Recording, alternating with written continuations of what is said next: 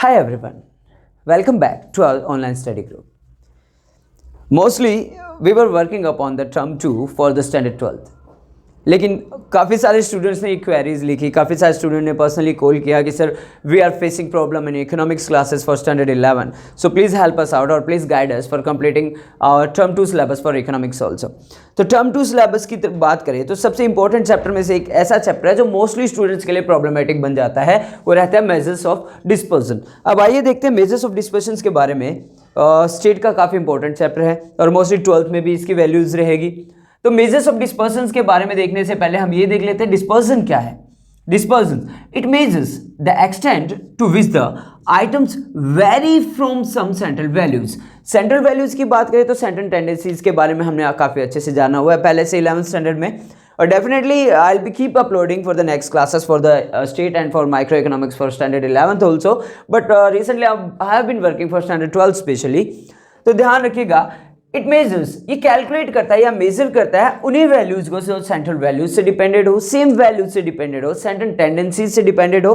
Central tendencies की बात करें तो हमारे सामने मीन भी आता है, मोड भी आता है, मीडियन भी आता है। इन सभी के वैल्यूज को, चाहे वो सेम रेंजेस होंगे, चाहे वो कंपैरेटिवली रेंजेस रहेंगे या डिफरेंट काइंड ऑफ रेंजेस रहेंगे, उनके बारे में बात रहेगी। बेसिस ऑफ डिस्पर्सन, डिस्पर्सन के बारे में जैसे कि मोस्टली आप लोग इंग्लिश मीडियम के स्टूडेंट्स हैं तो आपको अच्छे से पता होगा, you know this word very well. Dispersion means बिखरा हुआ, स्कैटर्ड, मैंने लिखा भी है यहाँ पे। It is also known as scatter, spread और वेरिएशंस। चाहे वो वेरिएशंस यानी कि डिफरेंट काइंड ऑफ रेंजेस हो सकते हैं, डिफरेंट काइंड ऑफ सीरीज हो सकते हैं। ध्यान रखिएगा, मेजर्स ऑफ डिस्पर्सन को मेनली दो भागों में पार्ट आउट किया गया है, डिवाइड किया गया है। Absolute measures of dispersion. अब जैसे कि वर्ड लिखा हुआ है एब्सोल्यूट, तो ध्यान रखिएगा it always relates with the original datas.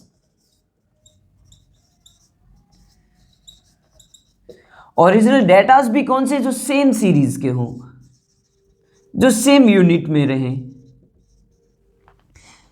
इनको भी अगर बात की जाए, एब्सोल्यूट मेजरमेंट ऑफ डिस्पर्सन को चार भागों में डिवाइड किया गया है। पहला रेंज, जिसको अपन आर से डिनोट करते हैं। सेकंड क्वार्टाइल डेविएशन, जिसको क्यूडी से डिनोट किया जाता है।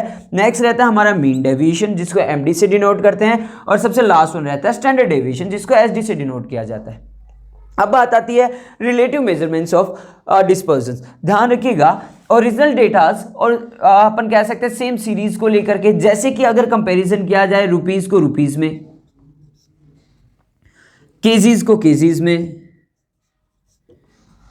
किसी एक पर्सन की इनकम को रुपीज में ही कैलकुलेट किया जाए या मेजर किया जाए। अगर मैं बात करूं कि भाई एक ही फैक्ट्री के अंदर राम की सैलरी 8,000 रुपीज है पर मंथ, और उसी फैक्ट्री के अंदर शाम की सैलरी 10,000 रुपीज पर मंथ है, तो ये तो रहेगा हमारा एब्सोल्यूट मेजरमेंट ऑफ डिस्पर्सन का बीच का क्राइटेरिया जो डिफरेंशिएट का रहता है। रिलेटिव मेजरमेंट की बात की जाए तो ये सारे के सारे वर्कआउट करेंगे, या अपन कह सकते हैं ये सारे के सारे स्पेशली डिनोट किए जाएंगे कोफिशिएंट को लेकर के। तो पहला जो हमारा रहेगा कोफिशिएंट ऑफ रेंजेस,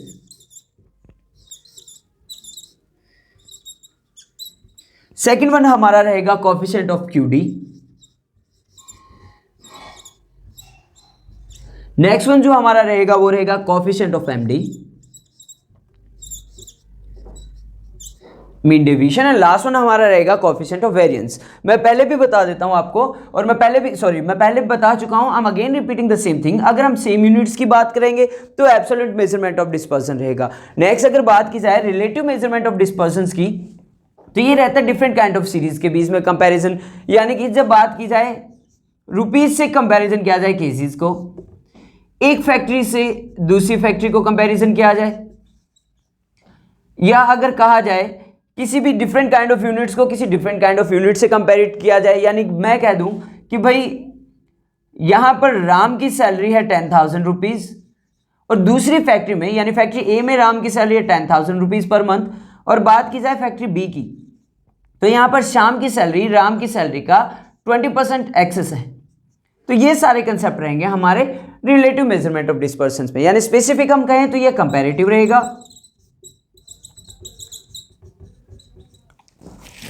और अगर बात की जाए एब्सोल्यूट मेजरमेंट ऑफ डिस्पर्सन की, तो ये सेम यूनिट सेम सीरीज को डिनोट करेंगे, ये कंपैरेटिव यूनिट्स को डिनोट करेंगे। आज की क्लास में मैं यही बताना चाहूँगा कि मेजरमेंट ऑफ डिस्पर्सन्स एक तरीके से हमारे जितने भी डेविएशन है, चाहे वो स्टैंडर्ड डेविएशन हो, चाहे वो सेंट्रल टेंडेंसीज हो, चाहे हमारे मीन हो, मोड हो, मीडियन हो, उन सभी के बारे में, उनके डिफरेंट वेरिएंट, उनके मीडियन से कितना डिनोट करते हैं, उनके मोड से कितना डिनोट करते हैं, उसके मीन से कितना डिनोट करते हैं, ये सारी की सारी चीज़ें किस में रहेगी, डिस्पर्सन में रहेगी. For the starting point I would love to say thanks to those students who really demanded for this chapter, because I was thinking to work upon for the 11th standards economics, and they just requested, and I just started. Definitely I promise you guys that I will be keep working with the statistics and with macroeconomics for 11th standard also, and you will be having to continuously chapters or videos for these topics for your complete syllabus criteria for term 2. I hope आज की class basic समझने के लिए आपके लिए beneficiary होगी. Corona चल रहा है, so please stay safe, stay at home and keep yourself healthy and be keep concentrative for your studies, for your syllabus, and stay connected with me. Thanks a lot, have a great, see you tomorrow.